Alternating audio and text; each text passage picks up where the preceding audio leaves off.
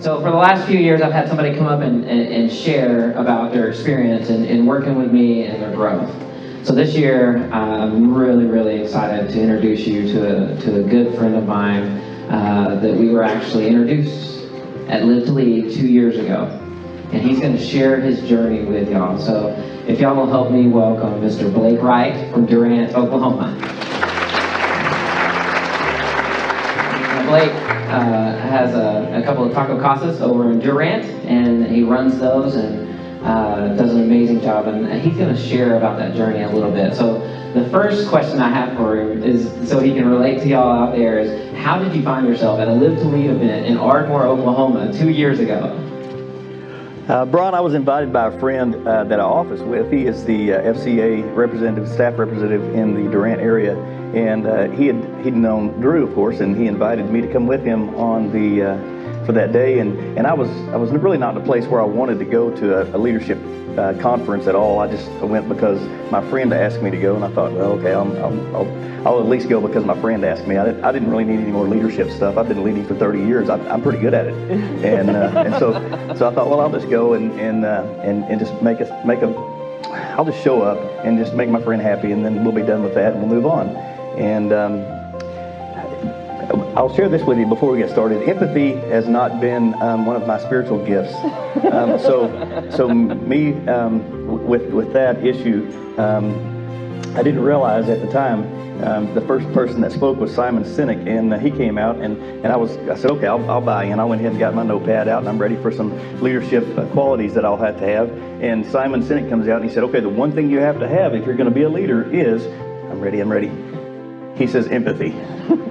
And I went, what? Now what? Now what I got to do? I got to have that first? So that was the beginning of my journey, to come from Durant because a friend asked me to show up and realize that I don't have the one thing you have to be in order to be a leader.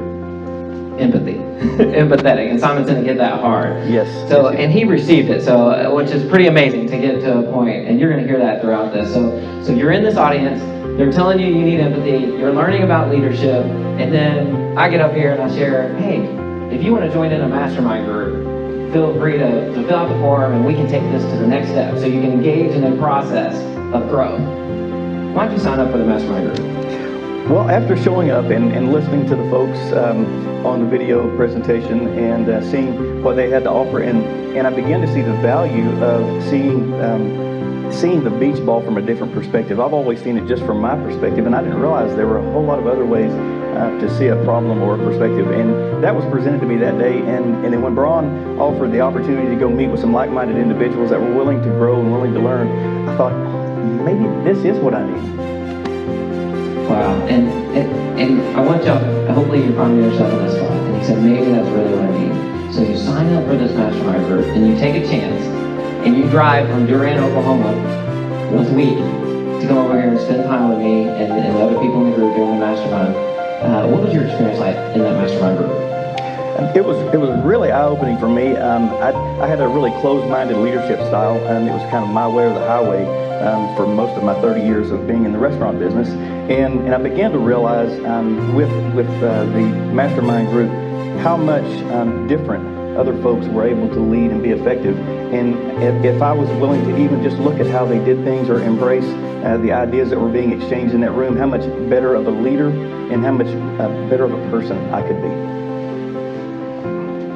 I'll let that sink in for a minute there. I know he was awesome to come up here and do this interview, but to share that and the growth that we can have as individuals, no matter what we're leading, whether it's a taco stand, whether it's being a husband or a wife, whether it's being a mother or a father, or whether it's leading a soccer team. I've got that back there in the back as well. We can grow and be better leaders.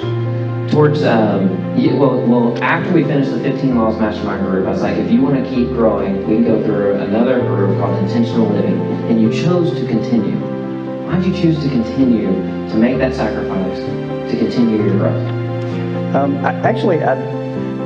in the 15 laws of growth, I thought, okay, I didn't really need to grow, but then after showing up, I thought, well, that's exactly what I needed. So when you offered another mastermind group, I thought, well, I wonder if I can sneak into that one as well. And it was actually the one called Intentional Living, which after going through that process and coming to Ardmore for the Intentional Living mastermind groups, at the end, I really kind of thought, wow, you can do this on purpose and not just by accident.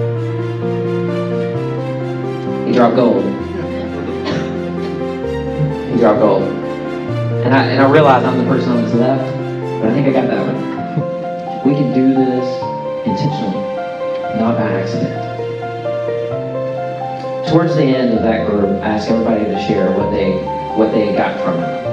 And something he said to me that will always stick with me was at the end of that, when we were all sharing what we got out of the group, he said, "Ron, I run here. I run here." What did you mean by that statement? I've come to realize that that time that we had in Ardmore, 1 hour a week, was the time that I coveted. I truly wanted to be there. I look forward to carving out that time in my life each week to make sure, no matter what was on the schedule, that I was in Ardmore, Oklahoma at noon on Tuesday, because it meant that much to me and it had affected my life in such a fashion.